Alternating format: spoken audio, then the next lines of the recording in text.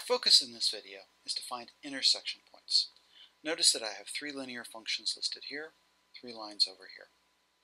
What I'm interested in doing is finding intersection points. So for example, what's happening here, here, and here. I would like to know x and y coordinates.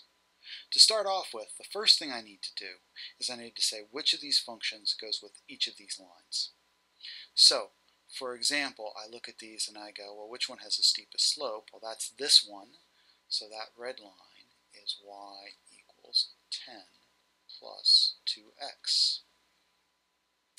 I look at the other two lines and I go, aha, that yellow line is the one with the highest vertical intercept, so that must be y equals 20 plus 1/2 x.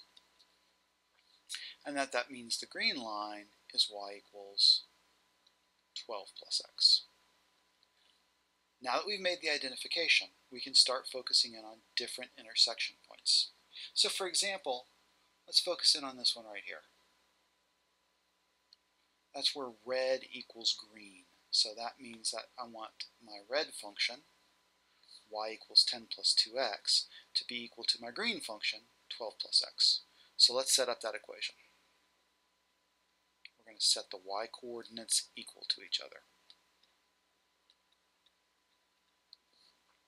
This is a pretty easy equation to solve. You put the x's over here on the left and the numbers over on the right, and you get x equals 2. And if you plug 2 into either one of these, what you get is y equals 4. So that's the point 2, 4. Let's do another one. Let's do this intersection point.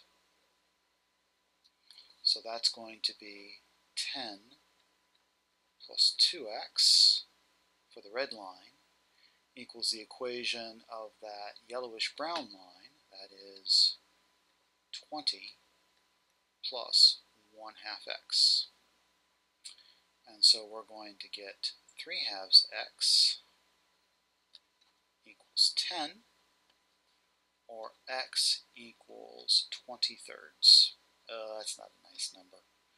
And our y value is going to be, if we plug it into one of those functions, that's going to be 20 plus 1/2 x plus 10/3. So that is 23.33 repeating. And this number here is 6.66 repeating. So that's the coordinates up there. We'll write that as 6.6 repeating, 23.3 repeating. Cool. One more to do. And by now I'm hoping you're getting the idea. I'm focusing on that point, so we're going to set the two lines equal to each other. 12 plus x equals 20 plus 1/2 x. Again, we'll get 1/2 x equals 8.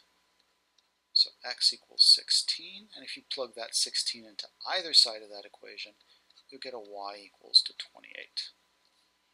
So that's great. One last point, and that's the point 16, 28. You can even check that that looks reasonable. Yeah, that's about 16. Yeah, that's about 28. So keep in mind what we just did here. We had three linear functions in a graph. First thing we did is we said, all right, which function is which? What's the formula that goes with each of the lines? And then to find the corresponding intersection points, what we did is we took the two lines that were involved and set their y coordinates equal to each other.